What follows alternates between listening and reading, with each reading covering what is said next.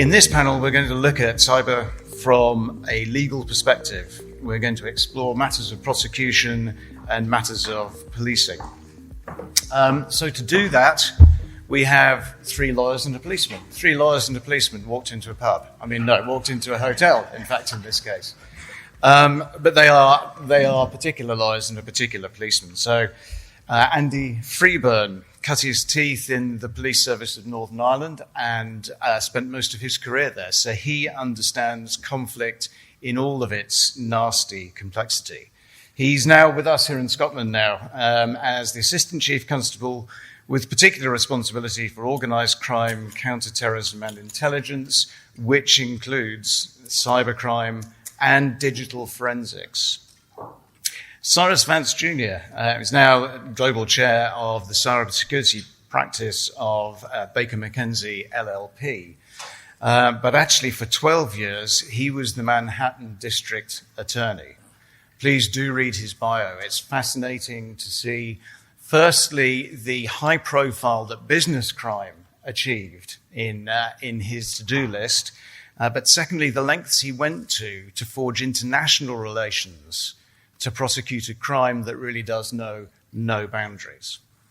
Sandip Patel is the Chief Legal Advisor for OSP Cyber Academy, but perhaps more appositely, he has been lead prosecutor in some of the highest profile cases involving cybercrime that we've seen.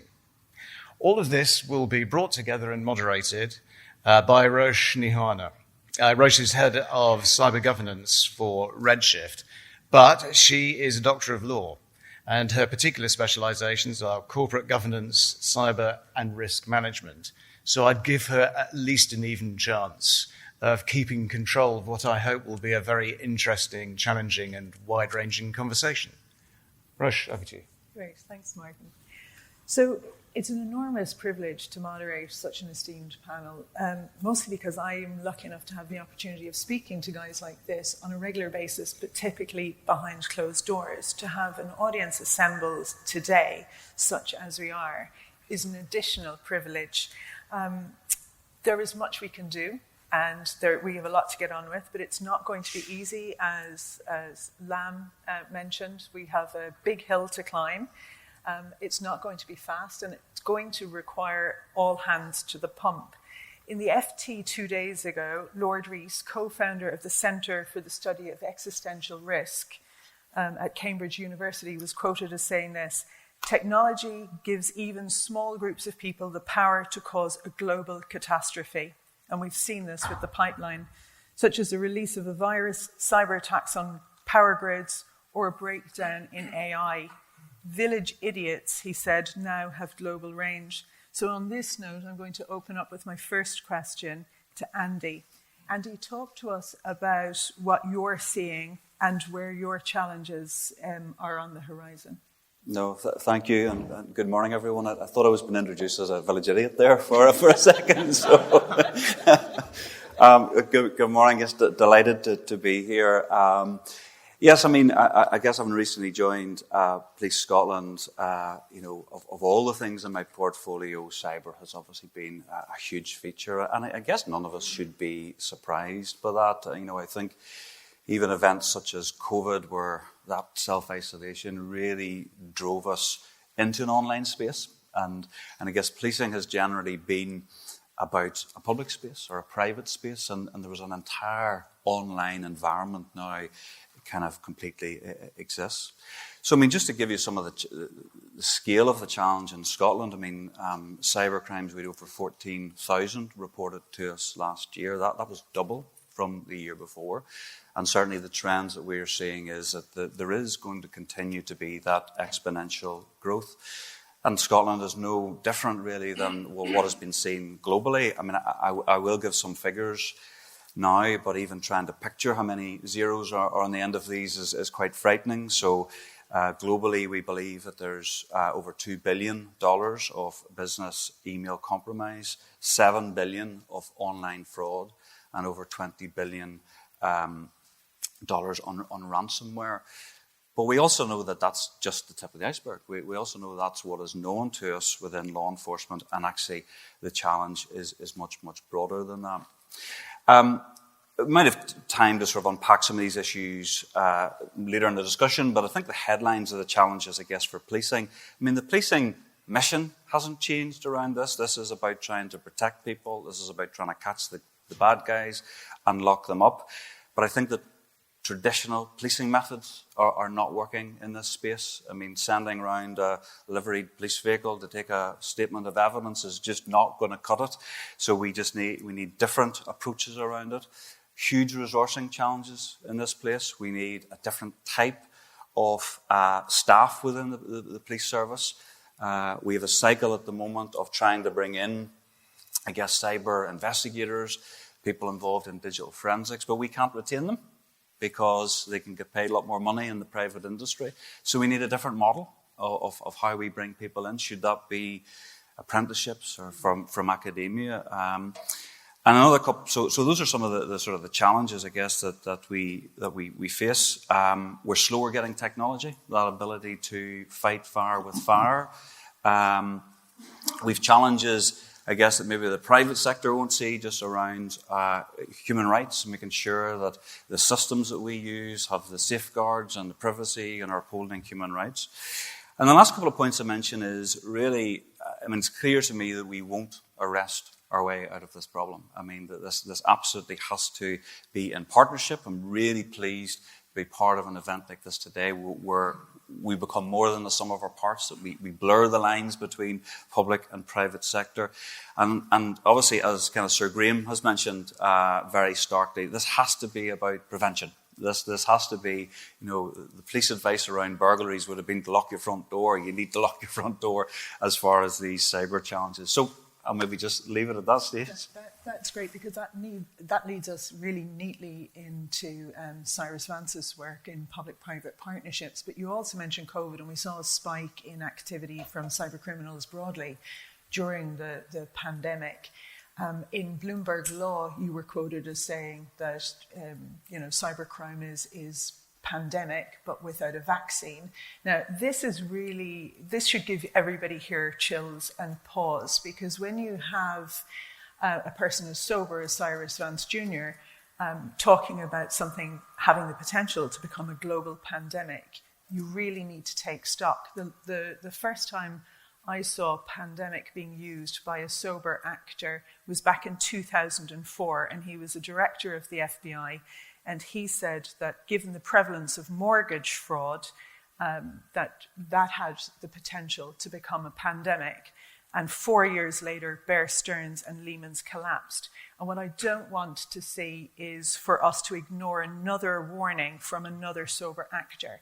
So with that, Cyrus, to you, talk to us about your why you've come to that conclusion after the myriad of activity that you've done, and why you see private-public partnerships being key to the solution. Thank you, and thank you for including me today. My family comes from Scotland, and so this is my first time to Aberdeen and in the Northeast, and it's great to be here.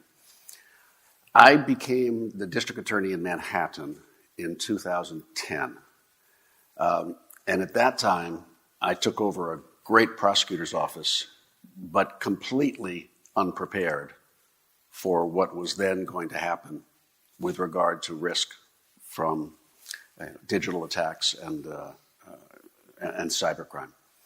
So I saw in one of the venerable law enforcement institutions in the United States how far behind we were when I took over. And the next 12 years was an effort to take us to a place where I thought we needed to be. So I think that's an example.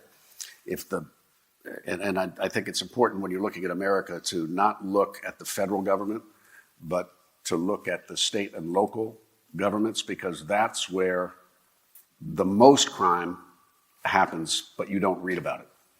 About 90% of criminal offenses occur at the state and local level. You'll typically read about an FBI or a major federal interdiction, all of which, then those are great.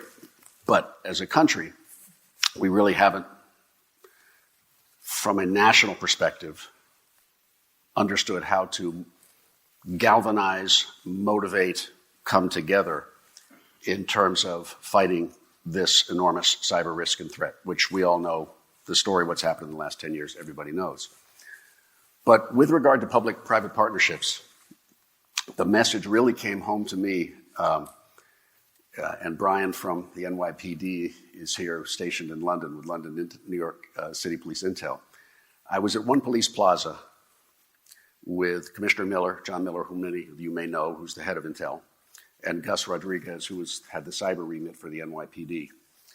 And we'd come back, actually from a conference in London, and we were talking about cyber risk, and someone asked the question thoughtfully, well, if a terrorist conducts a cyber attack on the water source of New York City, Croton Reservoir, north of the city, who's going to show up?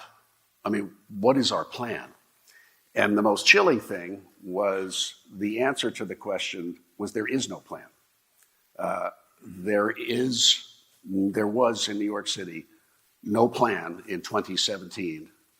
Brian, correct me if I've got this wrong, but there really was no, okay, here's who's going to show up, here's how it's going to be managed.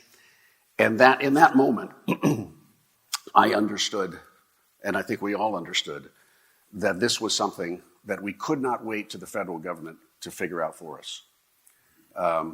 That they were not going to come over the hill on a white horse to save New York City if the water supply is tainted or cut off, or if the power grid fails. This was going to be a New York problem. And I think I would say the same thing about every other small, medium, and large city in the United States, is that ultimately these attacks that we are seeing on institutions, government, particularly whether it's power, school systems, water supplies, energy grids, these are fundamentally going to be local matters. Now, attribution will probably be handled by the FBI and federal agencies and the Defense Department. But managing this, the cyber risks and events to come, was going to be our problem.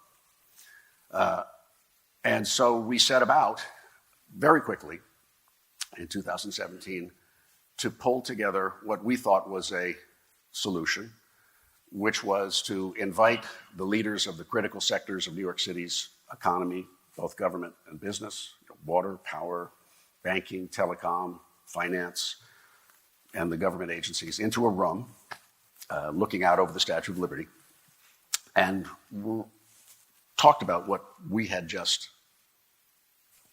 concluded. And we said to them, this is our problem. You are the leaders of New York City.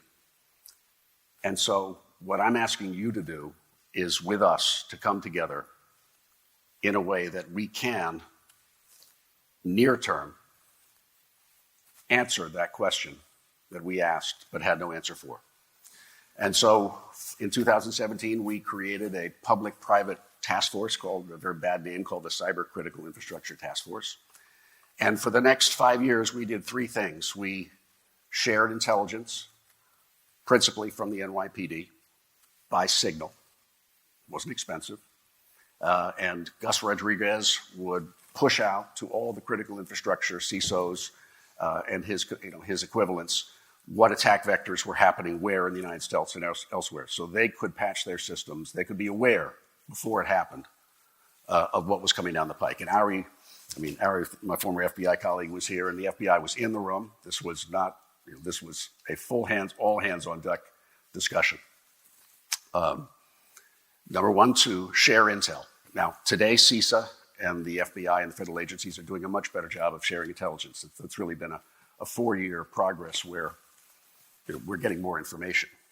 To train together, we went up multiple times to the IBM Cyber Range in Boston, all the representatives from these critical infrastructures, where we went through pretty high-tech exercises, simulating attack on a hospital, attack on an energy grid, to get us in the room to train as one does in a corporation, or assuming on how we would manage this as a cyber attack and power moved from one sector to the hospitals, to the MTA, to all the other sectors as it sort of cascaded.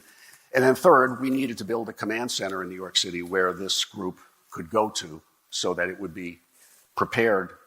When the bat signal went up, people would know where to go in a secure location. And so we did those three things over the next 5 years. Now, New York City has not been immune to cyber attacks, and there have been several. But I would say in the scheme of things, given the profile and vulnerability of New York City and the complexity of it, they've been modest by comparison. And I'm not saying that this task force was the solution to everything, but what we're looking at is right now, all these places around the country are being attacked and are vulnerable, and we're only hearing about some of them.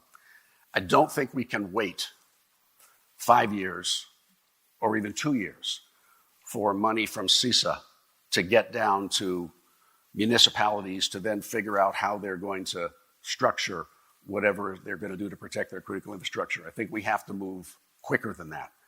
And I think this is where local leadership has to step up and say, I'm thrilled to have I'm glad where CISA is. I appreciate the help, but I cannot wait even 9 months to start addressing what's happening now. And so that's where I think the public-private partnership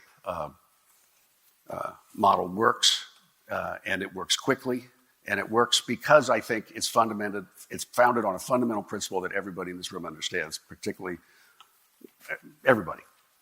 When a fire would happen in a village 200 years ago, everyone in the village would line up from the well to the burning house to pass water buckets to put out the fire. And they did it for two reasons. One, it was the right thing to do. And secondly, they knew that if they put the fire out in their neighbor's house, they were going to be protected better as well.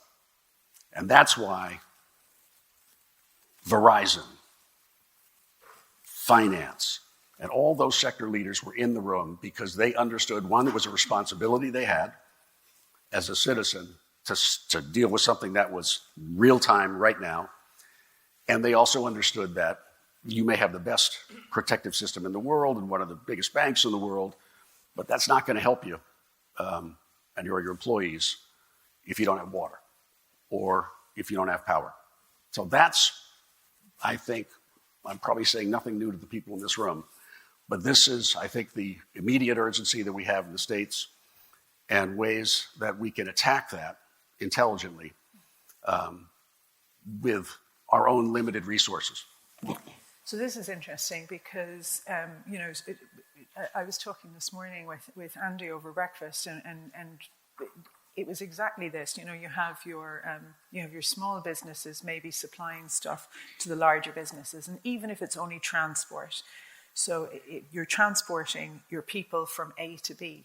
If those guys are attacked and then their business is threatened and it's an existential risk and they collapse, that's your choke point now, because now you can't move your staff. Something as simple as that. And this is where this sharing of expertise is of huge value. So we can't go this alone. We have to bring everyone up along with us.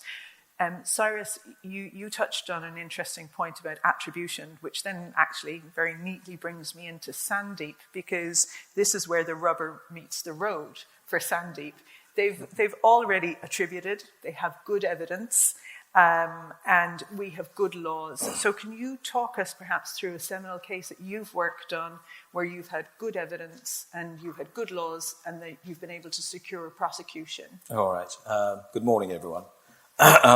Well, when I started prosecuting cybercrime cases about 10 years ago, I think I was chosen because I had a laptop. And they thought, well, here's a barrister who's obviously tech savvy.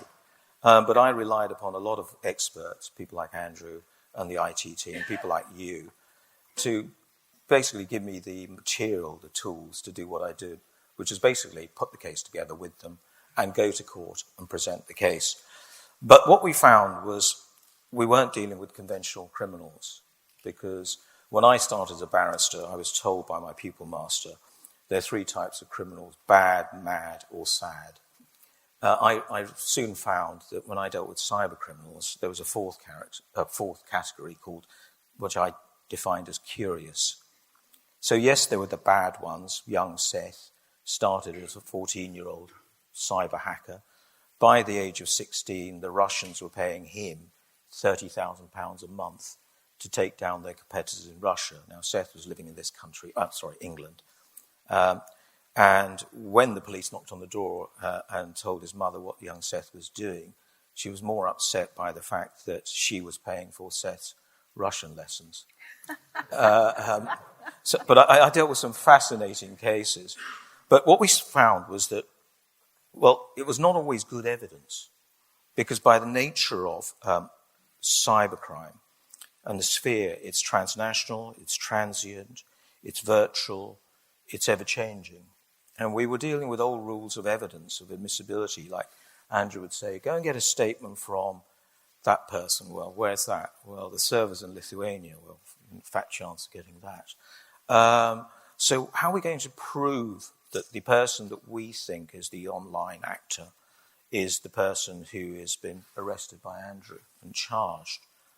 And attribution is a real problem. And it really was in some of the cases.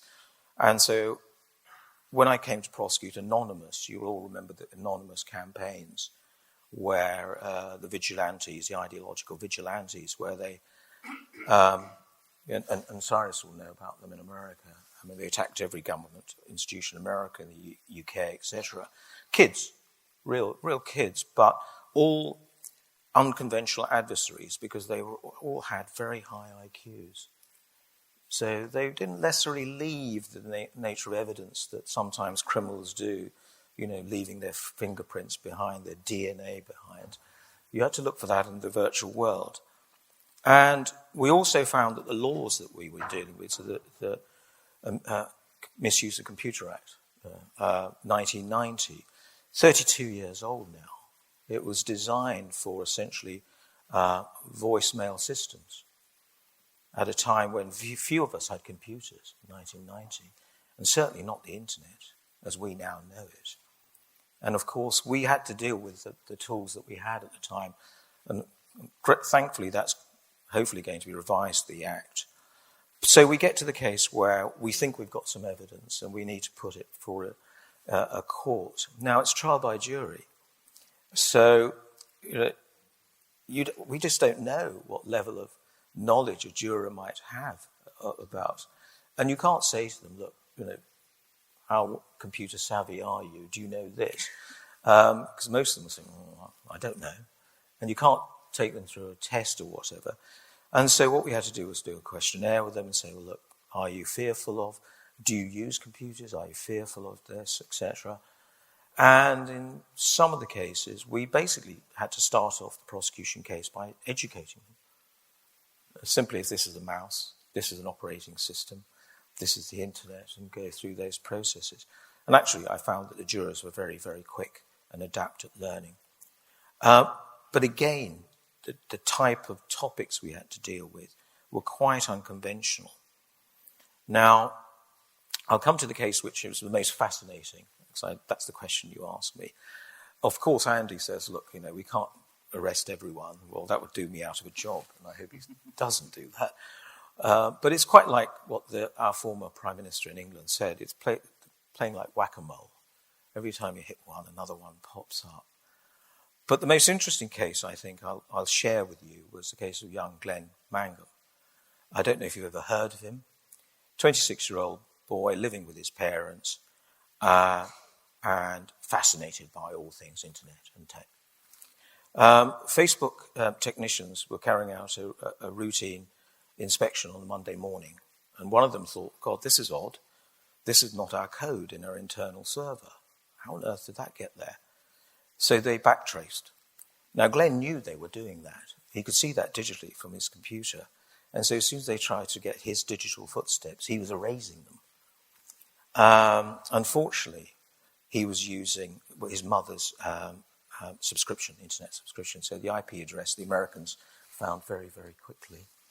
And what young Glenn had done, and he'd done this before with Yahoo, was he'd actually breached Yahoo's internal servers and told them, I can get your source code. Yahoo said, no, we don't believe you. Go away, you're just a hoax. But he did do that. But he did this with Facebook as well. And what he did was, there's a server called Puzzle Server, which was basically an online challenge. If you pass that, you can apply for a job with Facebook. Well, he did one better. He found that vulnerabilities on that server. And so he then looked into that and thought, okay, what can I do? Well, he got entry into that server, and from there he got entry into the internal servers of Facebook. And he then breached their mailing system, found that one employee was on holiday for 6 weeks, so he impersonated him, then sent out emails pretending that he wasn't on holiday or sending emails from where he was on holiday. And they all believed that it was this person, their internal employee. And so they sent him administrative status for the internal server. From there he was able to upload his own code into the internal server and then obtain the source code for Facebook, which he downloaded into a hard drive in his bedroom. Now, this was all before the public flotation of Facebook. So a lot was riding. The American authorities at the time in California thought it was the Chinese, because only the Chinese had the expertise to do this. So there was a big diplomatic row with the Chinese at the time, initially, but then they realized it was young Glenn. They wanted him, Glenn, to be extradited to America, and we pulled back on that. Your counterpart in California said that he was going to make sure he receives a sentence of 60 years at least. Now, Glenn was 26. He wasn't mad. He wasn't bad. He wasn't sad. He was curious. And we won at the end of the day. The evidence we all had, and it was all good. Facebook wouldn't cooperate with us. They just would not. The lawyers would not cooperate with us, and which was really tricky because they're the victim. So how do you get a statement from a victim who doesn't want to give a statement saying they are a victim? And the reason was they didn't want to make it publicly known that Glenn had stolen the source code, because that would jeopardize everything, including the public flotation. But we worked within it, the parameters we had, and we agreed. And what I did was said, well, we'll go behind closed doors, go private in front of the judge and tell the judge what was, and we don't need to let the public know that. So that's what we did. As for Glenn, he was fully cooperative. As I found with many young people on the spectrum, they have an inability to lie. They're quite upfront about what they do. And so he was quite forthright about what he did. The only thing was, the problem was, my team couldn't understand what he did because it was so technical. And so he was teaching my team what he did and how he went about it, which was quite ingenious. He really was. He was convicted, and he was sentenced to 8 months imprisonment. So not 60 years, but 8 months in imprisonment, which was good. We went to the Court of Appeal, and that was reduced for 4 months. And I wasn't unhappy with that at all. He was released immediately. I thought that was right. Some of you may think that he was an ethical hacker at the end of the day. He'd broken the law, technically. But then I think at the time, the law should be changed for people like Glenn and for security professionals, whistleblowers, etc. There should be a defence, public interest. But that wasn't available and still isn't available. The court reduced his sentence, and the only thing I'll end with this is that senior judge said, well, Mr. Patel, please explain to me what the source code is. I thought, oh, God. Yeah, that's all right. So I as barristers, I likened it to something, analogy. I said, well, think about the Coca-Cola recipe. I said, if that got out, what would happen to Coca-Cola? I said, well, I don't understand. Can you do better? Crown jewels? I said, yeah, that doesn't work. And, I was just about to say KFC, and I stopped myself from doing that to Colonel Sanders, because I don't think he would have got that at all. But going back to Glenn, in fact, he featured in a Daily Telegraph article a couple of weeks ago. He was quoted. I don't know what happened to him. I think he's working for the good guys, for law enforcement. I hope he is, because he was certainly the most fascinating defendant I prosecuted. Yeah. It's actually a fascinating story because, so the story that that Sandip has just told us about, entering and moving laterally and gaining permissions. And what year was this, Sandip? 2011. 2011. In 1986, cyberpunks in Germany did precisely the same thing. And gained access. I think it was Berkeley University in California, and this book was recommended to me, and it's my gift to recommend it to you. It's called The Cuckoo's Egg by Cliff Stoll. But here we have 1986. It's the entire threat landscape is laid out. It's explained in a really nice way. 2011 it happens. And then it happens again. And so this is going to bring me right back around because the founding executive of the National Cybersecurity Centre, Kieran Martin, made the point one year about, you mentioned jury education. And if you're going to educate people, oil and gas, I know for sure that the oil and gas platforms that are off the coast of Russia in Sakhalin were built on a fault line. Now, if you guys can do that, you can do anything, right? This is not to drink the sea. We're not trying to boil the ocean, but it does need to be addressed. So then it raises the question of who knew what and when. And I'd like to throw this to Cyrus. What duties are on directors to exercise reasonable care, skill, and diligence? And then what are the liabilities that they may face if they fail to address this? And just very quickly before you answer, I just want to tell you this story. HSE ransomware attack in Ireland that happened in 2020 happened off the back of Interpol, a credible, trusted, independent source, publishing a paper that was then pushed out to all hospitals, clinics, GP practices, right across Europe. And what it said was, your most significant threat is this, these are the actors, this is how you address it. So with all of that in mind, and bearing in mind that we're, sort of on a hamster wheel of rotation, kind of conversational carousel, well, this is happening again. Where do you see the problems for directors and board members? Well, for those companies that are publicly traded in the United States, I think the boards of directors the companies are having to navigate sea changes in the degree to which the Securities and Exchange Commission is requiring particular expertise on the board and certifications by members of the board or senior staff. One is around ESG, one is around climate, and the third is around cyber. And so the Securities and Exchange Commission is contemplating, or has contemplated, but where it's going to go is basically rules that boards of directors, companies, need to be able to demonstrate in their filings that they have cyber expertise at the board level. Now, what that means, does a board member worked at Oracle? Does that cut it? No one really knows, and obviously this is still going to be debated. But I think, and it's controversial. It's controversial in each of these three areas.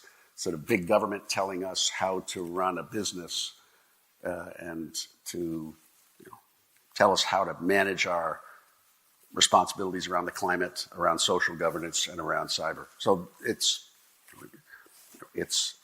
a debate. But at the end of the day, my own view is I think it's good.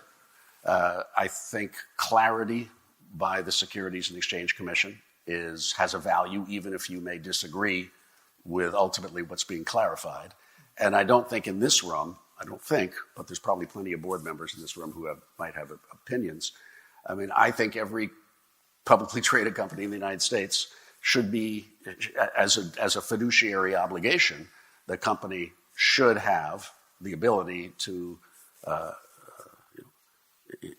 if called to question on what level of cyber preparedness they have, without giving away the secrets of how they maintain that preparedness, it should be something that is to which there is a responsible answer that has to be given, and that there be some external visibility for investors to understand that this company has in fact taken whatever steps, or even minimal steps, to bring cyber responsibility into the boardroom.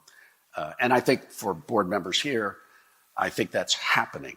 I think clearly cybersecurity is at the top, or the very top of the lists of every big and medium-sized company in the country. Unfortunately, not in small business, which is where most of America's business is. I mean, that's where cyber information and preparedness is terrible. But then that really, and so I would just end on this. For me, I think we are dealing with cybersecurity in our conversations really at a very high level. That's who's here. And that's good. But the risk around cyber generally is, I say, really far beneath the Apples, the Microsofts, and the Oracles. It's the small businesses who are, by and large, unprepared and uneducated around the substance. And so America, I think, as a long-term vision, has to educate its citizenry, start in grade school. They're great models. Jen Easterly is head of CISA. There are ways to teach and expand interest in cybersecurity at the lower education levels. Teach them about the Stuxnet virus. There's a lot of interesting stuff that I think that we need to start young, because this generation, 15 years from now, needs to be in a position to manage cyber risk as a country better than we are today. When we look back at what FDR did, Franklin Delano Roosevelt, in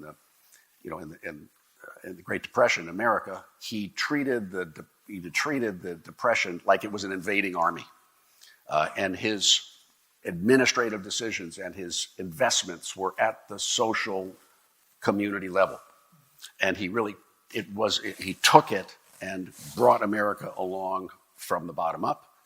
What we just went through with COVID, 2.5 years, we're still going through it, but that's, again, in one sense, a global pandemic.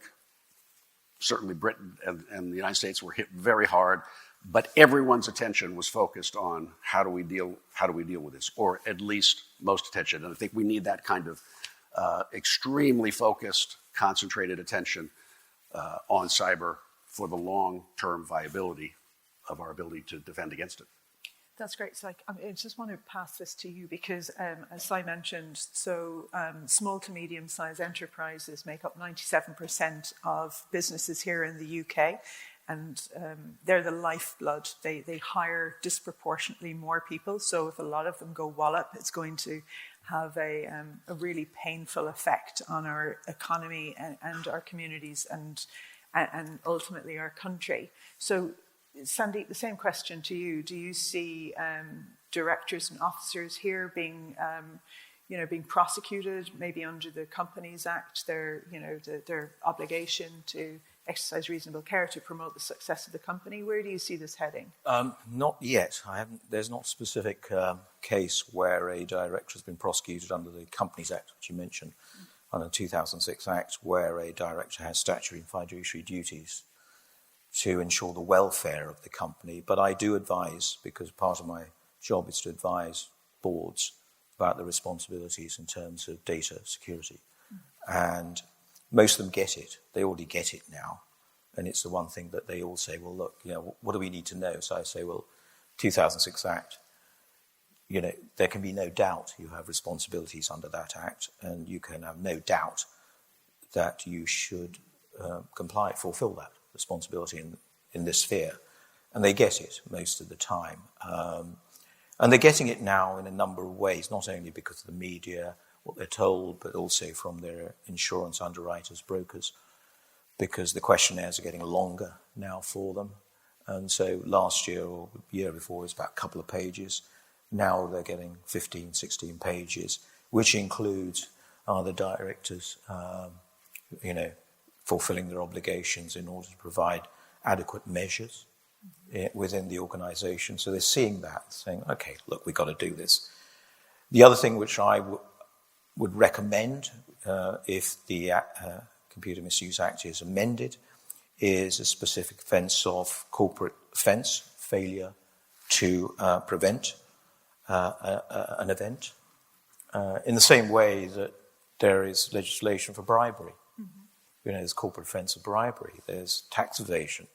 There should be no reason why there shouldn't be a specific corporate offence. And of course, there'd be a defence of adequate measures. But if that was brought in, then that would put that, fully at the forefront of directors' minds. So this is interesting because there was, I won't give you the name of the case, but you can find me after if you're interested, because it muddies the waters. But it was actually a memorandum decision from the Chancery Division in the Court of Delaware. And here are the material facts. There was a line of code, and they knew that there was a bug in the code. Because of the bug in the code, there was significant business disruption. Because of the significant business disruption, there was a drop in the share value.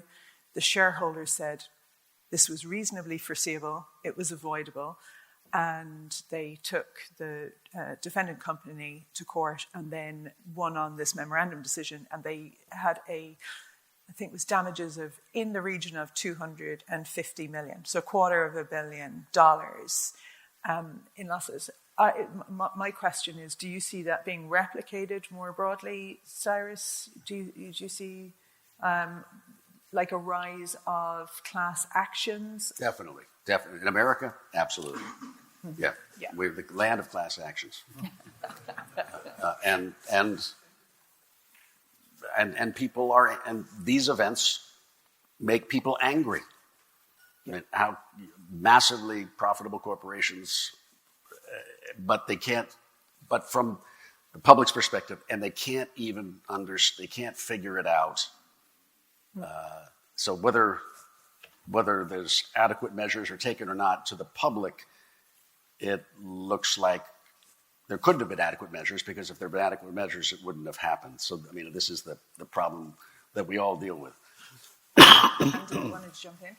Yeah. I mean, I think there's an interesting debate. I mean, I certainly, from a policing perspective, would kind of, love to raise the bar. So, I mean, you've got a Health and Safety Act, so there's standards kind of put on, and I would love to see the bar being raised. I guess just a concern I do have is legislating in some of this stuff is a question that we would be frequently asked in Police Scotland is, for example, should we pay the ransomware? And that's a kind of big. And, there is arguments about should that be legislated for? So should it be illegal for you to actually pay ransomware? And on one sense, you could maybe see the merits of, well, if nobody ever paid ransomware, well, then would this not stop?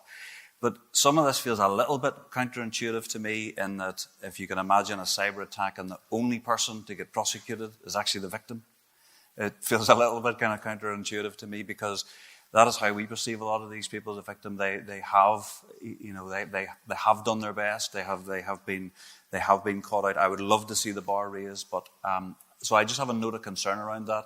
It is a question that we get asked. We try not to be judgmental around that. That they are business decisions people made, but we do see them as victims, and they're to be supported. And yeah. That's great. I personally have never heard a moral, legal, or ethical argument that sustains the view to pay. But if my business was on the line and my neck was on the line, I'm not sure that I would be able to stomach the losses. Maybe. But Cyrus, Sandip, where do you guys sit on paying or not to pay? Ambivalent. For all the obvious reasons, it seems just wrong. And I think the statistics are clear. If those who pay ransom are at high risk of getting hit again. So it is by no means anything is sure. You hire intermediary ransomware negotiators, and they're guessing on whether or not you're really going to get the keys back. If you pay the ransom, it's very dicey and uncertain. So, someone from law enforcement, I think it just sounds wrong. But I would say, besides the very thoughtful comment that was just made, that the only one getting prosecuted is the victim, is that the criminals are not going to stop.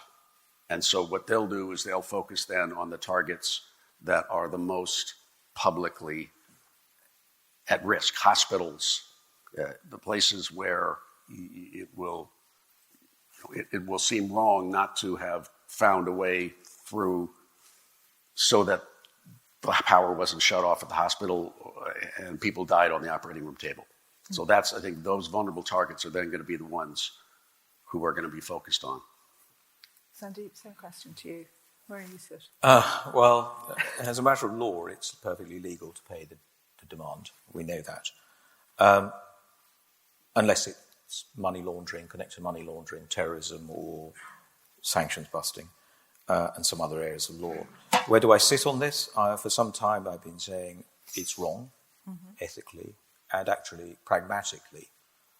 And it goes back to when I first, some years ago, when insurance companies were providing ransom demand coverage, and then companies were advertising that they had it. I remember Tesco's did that. And I thought, well, you might as well just put a target on your back then, if you do that. Now, the criminals know that they're all covered. So they will say, okay, this is a victimless crime. Because the insurance company will pick up the tab. So it's a sort of self-fulfilling circle. But I think it's wrong because essentially you are monetizing the criminals in this way. You're actually giving them money to do better. Better, worse things. Yeah. This is, Andy, sorry. Yeah, Andy, you mentioned about the monetizing of organised crime gangs. Do you want to talk us through a bit about how you're seeing this, sort of evolution in the real world?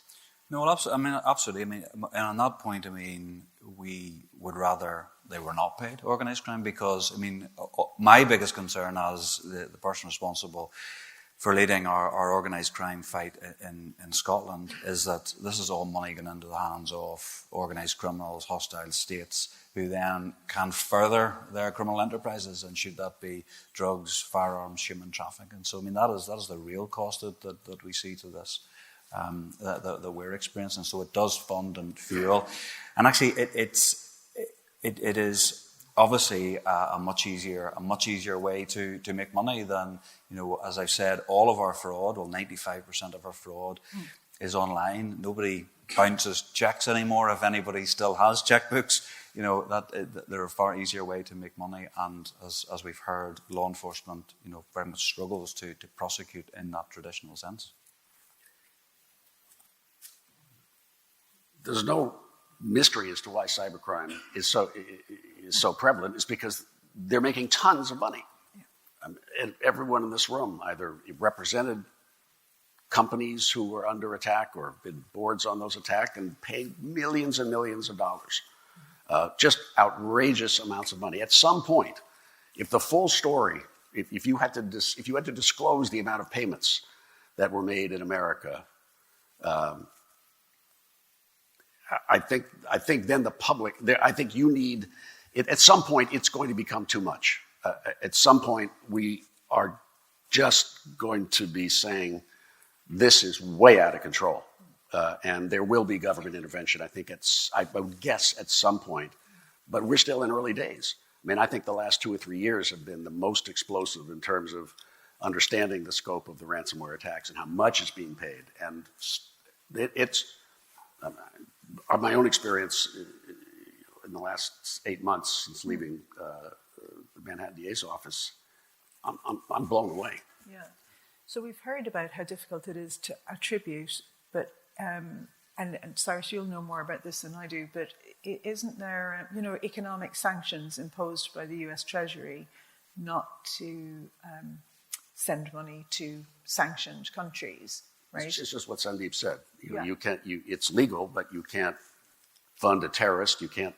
But then, given how difficult it is to discover attribution, isn't that more perilous for companies to engage? That's another dance. It's another gray area. Which, when you are confronted with a ransomware situation, do I pick up the phone and I call Ari at the FBI? Well. Probably should, but do I want to? If my company is shut down and I'm bleeding money and the value of my business enterprise, I want to get it over with. And I don't necessarily want to do a deep research dive as to whether Lapsus or whomever it is connected with a foreign state. If I know that, then I'm criminally liable for having made that payment. Okay. I can still be civilly liable if I. So don't do any. Well, no. I think you have to intelligently examine. You have to. Yeah. But we're all people, and there's a huge pressure on corporations to get this done. And then obviously there's a debate within the corporation and then outside counsel, and there's a lot of pressure. I mean, I would not pay the ransomware of companies that have paid it necessarily, but I'm not in their shoes. Right. So actually, this brings us to another interesting point: is like if the company is in this instance and you don't want to pick up the phone because of the reputational damage. So what we know typically about reputational damage is that it's a drop of 7% on the initial news shock, further amplified 15 to 20% on additional news flows. We've seen this happen in 2016. Vinci, a French construction company, got hit with a business email compromise attack. And it went to Bloomberg, the news agency. Bloomberg took it as valid, this email saying that the CFO had retired following the discovery of a black hole in the accounting. And they printed it. And within 20 minutes, the market started to react. They started their day at 35 billion, ended the day 7 billion off the share price. They did recover much of that, but of course, that's the company recovering the value, not the investors recovering their losses. So it's not insignificant. So could we maybe touch on how underreporting? So we heard great statistics from Andy, like right at the top. How do you see this in terms of getting the budget, the team sizes, being treated seriously? Talk to me a little bit about underreporting. Yeah, I mean, it is a big concern. I mean, we can understand at times why people wouldn't necessarily, and it is that reputational damage that's. But I mean, again, as Police Scotland, we really want to hear and report because there is support available there. I mean, like we do have experts, we have great connections, and you're not alone if this happens to you. And I think whether people kind of know, I'm sure most people in the room know what a ransomware attack looks like, but I mean it can look like very helpful. Contact our help desk. It nearly sort of looks official and friendly at times. But it's not. You're dealing with criminals, and you cannot trust them. So, but there is advice available through policing. So we want to kind of increase the reporting.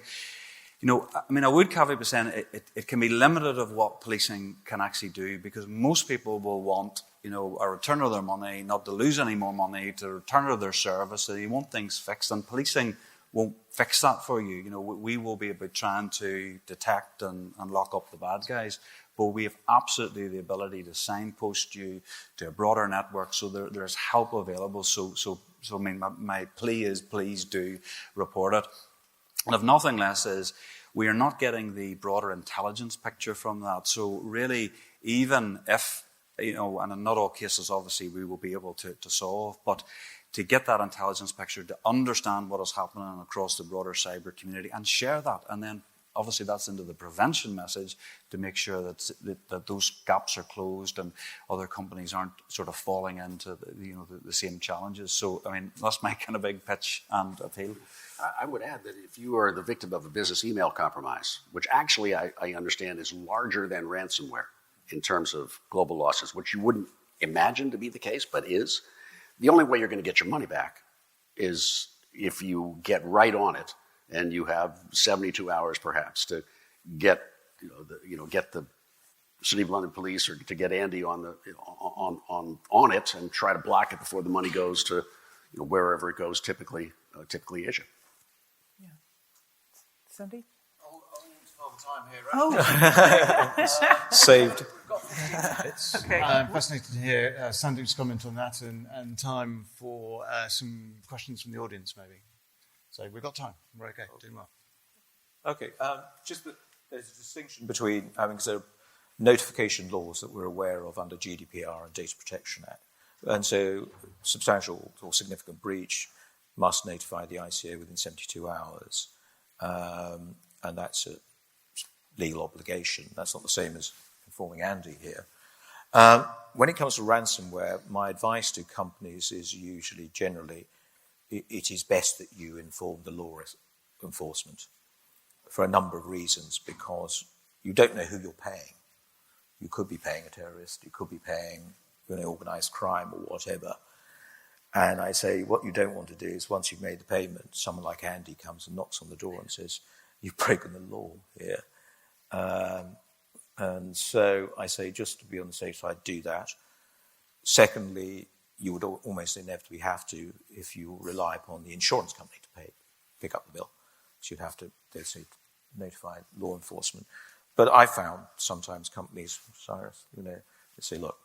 Good, but do I want to? If my company is shut down and I'm bleeding money and the value of my business enterprise, I want to get it over with. And I don't necessarily want to do a deep research dive as to whether Lapsus or whomever it is connected with a foreign state. If I know that, then I'm criminally liable for having made that payment. Okay. I can still be civilly liable if I. So don't do any. Well, no. I think you have to intelligently examine. You have to. Yeah. But we're all people, and there's a huge pressure on corporations to get this done. And then obviously there's a debate within the corporation and then outside counsel, and there's a lot of pressure. I would not pay the ransomware of companies that have paid it necessarily, but I'm not in their shoes. Right. So actually, this brings us to another interesting point. Is like, if the company is in this instance and you don't want to pick up the phone because of the reputational damage. So what we know typically about reputational damage is that it's a drop of 7% on the initial news shock, further amplified 15 to 20% on additional news flows. We've seen this happen in 2016. Vinci, a French construction company, got hit with a business email compromise attack. And it went to Bloomberg, the news agency. Bloomberg took it as valid, this email saying that the CFO had retired following the discovery of a black hole in the accounting. And they printed it. And within 20 minutes, the market started to react. They started their day at 35 billion, ended the day 7 billion off the share price. They did recover much of that, but of course, that's the company recovering the value, not the investors recovering their losses. So it's not insignificant. So could we maybe touch on how underreporting? So we heard great statistics from Andy, like right at the top. How do you see this in terms of getting the budget, the team sizes, being treated seriously? Talk to me a little bit about underreporting. Yeah, it is a big concern. We can understand at times why people wouldn't necessarily, and it is that reputational damage that's. But again, as Police Scotland, we really want to hear and report, because there is support available there. We do have experts, we have great connections, and you're not alone if this happens to you. And I think, whether people kind of know, I'm sure most people in the room know what a ransomware attack looks like, but it can look like very helpful, contact our help desk. It nearly sort of looks official and friendly at times. But it's not. You're dealing with criminals, and you cannot trust them. So, but there is advice available through policing. So we want to kind of increase the reporting. I would caveat by saying it can be limited of what policing can actually do, because most people will want, a return of their money, not to lose any more money, to return of their service. So you want things fixed, and policing won't fix that for you. We will be about trying to detect and lock up the bad guys. But we have absolutely the ability to signpost you to a broader network, so there's help available. So my plea is, please do report it. And if nothing less is, we are not getting the broader intelligence picture from that. So really, even if, and in not all cases, obviously, we will be able to solve, but to get that intelligence picture, to understand what is happening across the broader cyber community and share that, and then obviously that's into the prevention message to make sure that those gaps are closed and other companies aren't sort of falling into the same challenges. So, I mean, that's my kind of big pitch and appeal.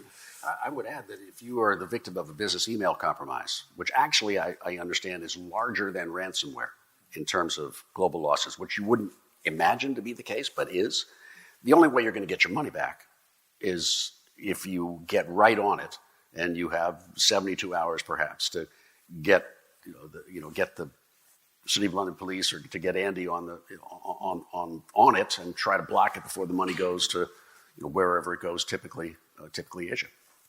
Yeah. Sandip? All the time here, right? Saved. Okay. Fascinated to hear Sandip's comment on that and time for some questions from the audience, maybe. So we've got time. We're okay. Doing well. Okay. Just that there's a distinction between having sort of notification laws that we're aware of under GDPR and Data Protection Act. And so substantial or significant breach must notify the ICO within 72 hours. And that's a legal obligation. That's not the same as informing Andy here. When it comes to ransomware, my advice to companies is usually, generally, it is best that you inform the law enforcement for a number of reasons, because you don't know who you're paying. You could be paying a terrorist, you could be paying organised crime or whatever. And I say what you don't want to do is once you've made the payment, someone like Andy comes and knocks on the door and says, you've broken the law here. And so I say, just to be on the safe side, do that. Secondly, you would almost inevitably have to, if you rely upon the insurance company to pick up the bill. So you'd have to, they'd say, notify law enforcement. But I found sometimes companies, Cyrus, they say, look, we're not going to rely upon our policy. We're not going to, and it's their decision at the end of the day. As lawyers, we can only say, look, this is probably the best thing you should do. On the whole, I tend to find now that companies realize that because of something like ransom, that it's usually the Russians or the North Koreans or the Chinese or wherever. It's usually organized, it's usually sponsored by states. So we know that Putin turns a blind eye to those who carried out the SolarWinds attack. And they're usually supported by the state as well. And it's a really tricky thing, as Cyrus said, you're dancing on a pin. It's a really tricky thing because, Russian Federation, yes, there's a bunch of sanctions against all sorts of entities and people. And so I think you start on the premise that you're probably dealing with organised crime here, you're probably feeding that and probably be contrary to law. And take some advice. I know the FBI position is you shouldn't pay now. Yeah, I think they've come down and said, look, don't pay, but it's a matter for you. But I always say, look, go to Andy and they've got resources. Yeah, and I think reporting to law enforcement is also the appropriate civic response as well as other important reasons. So we don't run out of time. Rush and the panel, thank you very much for a fascinating discussion that I sense could have gone on, but we've got the rest of the day, and this will link into some of the other panels that we run. A particular point I noted is we spent a little bit of time talking about government regulation, didn't have much time to go into it in any depth, but of course we've got leadership coming up and the role of the board. So I'd really sort of ask a fundamental question actually of the audience, and it's something like this. Will companies only do what the government forces them to do? We have an example of this, especially in Aberdeen, the Network Information System regulations, and in oil and gas, of course. The auditors for that are the health and safety executives, so there's some teeth. But if that's going to be the way of it, and it may well be, this is going to be a really long, hard road. Or can we get to a stage where we understand the difference between compliance and security, and they're not always the same thing? But a board's going to give their specialists the leeway and the resources to do that. Don't have the answer, but I think it's a fundamental question. I've also noted that I'm very early in proceedings. I've already fallen down on my role of chairman because I haven't mentioned the sponsor of this particular panel, which is 2020 Partners, the sort of genesis organization for this whole event. But that's quite a good segue into the coffee break, because the coffee breaks and lunch are sponsored by Celerity. So that's what we're going to do next. It's half an hour. I'd be grateful if people would be resuming their seats around 11:10. Please show your appreciation for the panel.